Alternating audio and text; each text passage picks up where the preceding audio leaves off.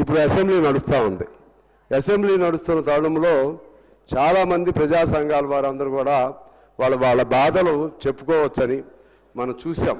Indira park దగ్గర ధర్నాలు నిషేధిస్తే అక్కడ మళ్ళీ ధర్నాలు చేసే విధంగా ఆనాడు పోరాటాలు చేసి తిరిగి కేంద్రం మన కోర్టు నుంచి కూడా తెచ్చుకుని ధర్నా కేంద్రాలని తిరిగి అనుమతించే విధంగా తెచ్చుకోవడం జరిగింది అనుమతి.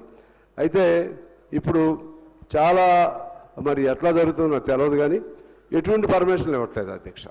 అసెంబ్లీ జరిగినప్పుడు వాళ్ళు ఏదన్నా ఉద్యమం చేసుకుంటే ఆ ద్వారా ఇక్కడి నుంచి ఏదన్నా కబురు ఇక్కడ ప్రభుత్వానికి అందుతుందని ఆశ, అదేదో అయ్యిద్దనేది కాదు, కానీ అదొక ఆశ.